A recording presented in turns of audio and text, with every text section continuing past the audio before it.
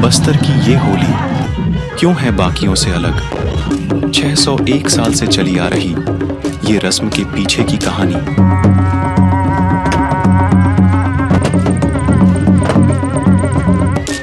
दंतेवाड़ा से मारहपाल आग आने की कहानी क्या है? क्यों होता है रथ यात्रा? जानेंगे बस्तर की अलग और अनूठी होली के बारे में इस वीडियो में।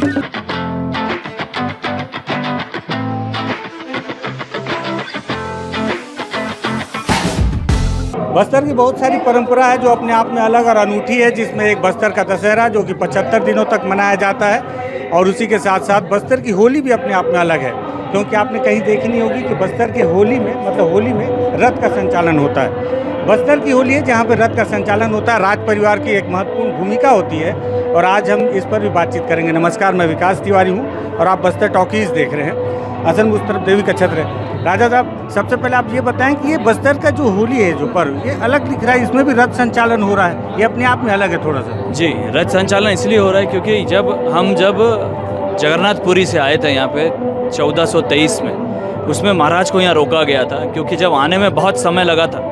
8 चक्के का रथ था, इतना बड़ा रथ था, तो यहाँ लाया नहीं जा सकता था।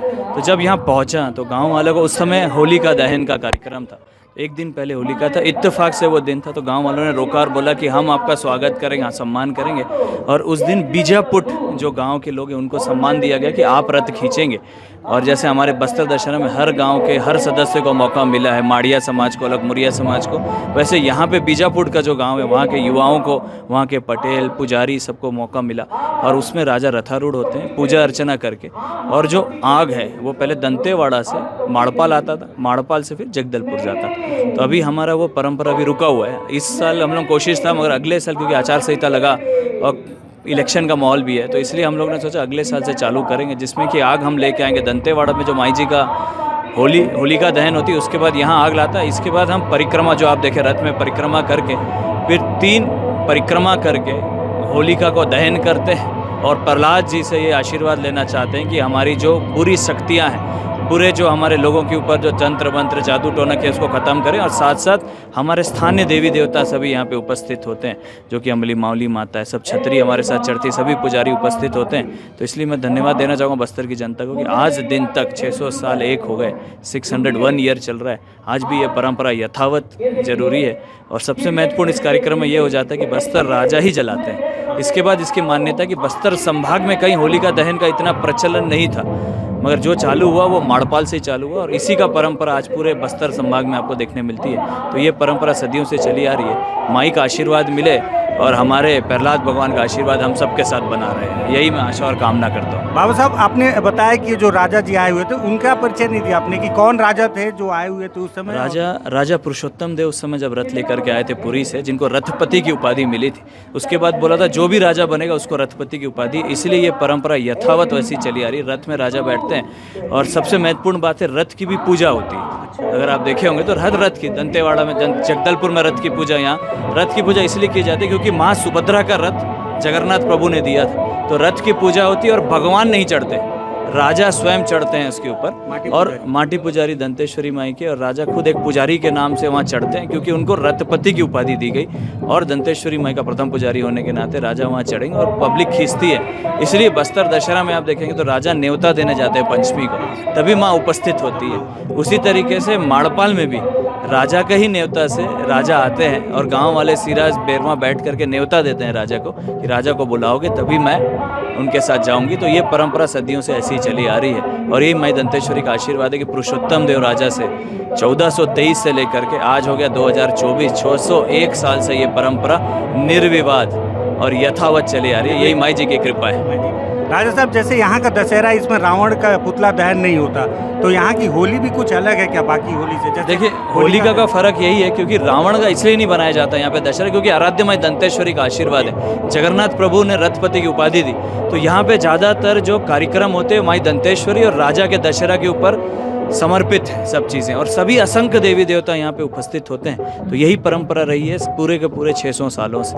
कभी भी रावण दहन मेरे इतिहास में कभी नहीं आया, ना मैंने पढ़ा आज दिन तक। और जब भी यहाँ पे रावण दहन इसलिए नहीं हुआ क्योंकि माई आराध्य माई दंतेश्वरी और राजा का सबसे बड़ा संगम था कि कोई राजा को भारत देश में जगन्नाथ प्रभु ने रथपति की उपाधि नहीं दी, और सुभद्रा माता के रथ में कोई राजा नहीं बैठा।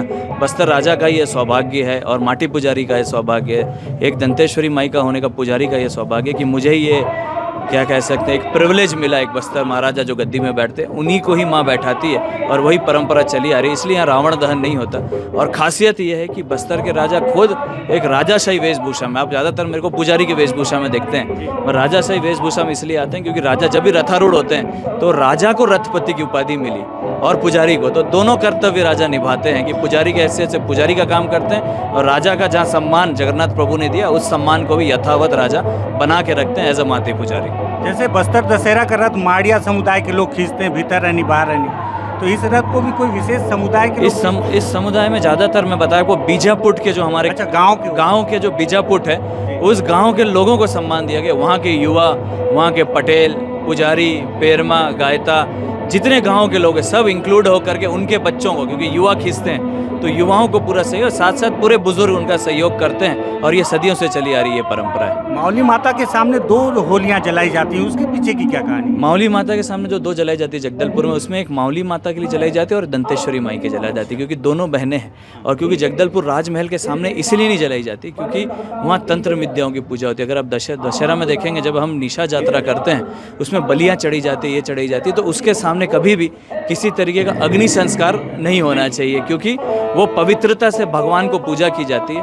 और माँ का जो सिंह द्वार होता है उसी में शक्ति विराजमान होती है, ताकि जो बुरा नेगेटिव एनर्जी जिसको काट दिया जाए, पॉजिटिव एनर्जी अंदर आए, तो उसके लिए उसके सामने कभी भी अग्नि संस्कार या फिर जलाया नहीं जाता। इसलिए अग्नि संस्कार का जगह राजाओं का भी राजमठ में किया जाता है। जनता का एक सामाजिक जवन है जहाँ पे उनका, इसलिए वहाँ नहीं किया जाता। इसलिए एक प्रांगण चुना गया जो कि मावली माता के बगल में प्रांगण है, उनके साइड में, वो भी देखेंगे अब उनके सिंह द्वार एंट्रेंस में नहीं रहता, बगल में किया जाता है, ताकि पूजा पाठ करके जो पुरानी गलत एलिमेंट्स, क्योंकि हम जला किसको रहे हैं, हम प्रहलाद को नहीं जला रहे, हम होलिका को जला रहे हैं। तो होलिका को जलाने का सेंटिमेंट ये है कि अगर हम आज की भाषा में बोले जो युवाओं को समझ में आए, तो गलत आत्माओं को, गलत सोच को हम जलाएं, और बुरी शक्तियों को जला करके, और जो हमारा जो सच्चाई है और जो देश की जो एक्चुअली जो सच्चाई है उसे हम अर्पित करें, और साथ साथ जो अग्नि की जो एनर्जी है जिसने प्रहलाद को भी नहीं जला पाया, वो शक्ति हमारे बीच में रहे, वो अग्नि जो है हमारे युवाओं के बीच में जलती रहे,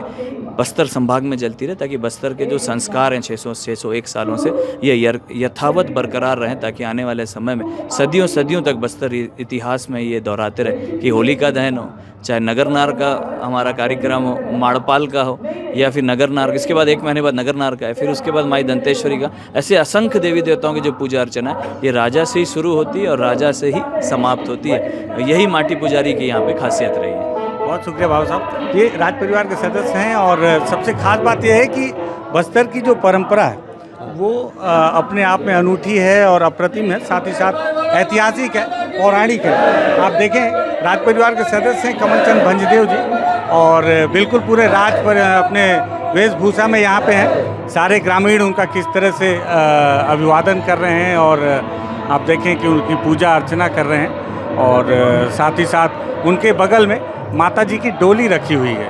मतलब आप ये भी समझें कि माँ के डोली के समकक्ष उनको बैठाया गया है, और सारे ग्रामीण उनकी पूजा अर्चना कर रहे हैं उसी तरह से जैसे किसी देवी देवता की जाती है। मैंने आपको बताया था कि बस्तर में जिस तरह से राज परिवार के जो बस्तर के जो राजा थे प्रवीरचंद भंजदेव, आज भी जब बस्तर का दशहरा होता है तो उस दौरान जो है उनकी पूजा की जाती है, और जो बस्तर के जो ग्रामीण होते हैं जो दूर दूर से आए होते हैं उनके द्वारा लगातार उनकी तस्वीरें अपने घरों पर ले जाके किस तरह से जहाँ पे वो देवी देवताओं को रखते हैं वहाँ पर प्रवीरचंद भंजदेव की तस्वीर भी रखते हैं, उनकी पूजा अर्चना करते हैं।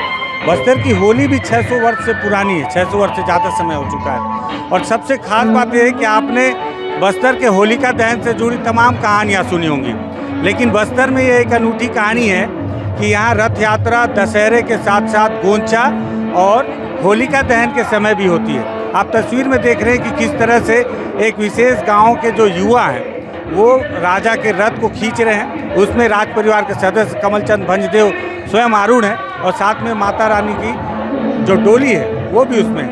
और इस तरह से वो उधर किनारे में होली का दहन किया जा रहा है। बताया जा रहा है कि 600 वर्ष पूर्व से ये एक परंपरा चली आ रही है कि कैसे दंतेवाड़ा से आग पहले माड़पाल और माड़पाल से होली जलाने के उपरांत यहाँ से आग जो है दंतेश्वरी मंदिर के सामने जगदलपुर में ले जाया जाता था। वहाँ मावली मंदिर के सामने 2 होली जलाई जाती है, उसकी तस्वीर भी आप देख रहे हैं। बस्तर की बहुत सारी पौराणिक और ऐतिहासिक कहानियाँ हैं और इन कहानियों को आपके सामने लाने की कोशिश है। अगर लगे कि होली का एक अनूठा त्यौहार है जिसे भी जन जन तक पहुंचाना चाहिए तो इस वीडियो को शेयर कीजिएगा, बस्तर टॉकीज को सब्सक्राइब कीजिएगा। धन्यवाद।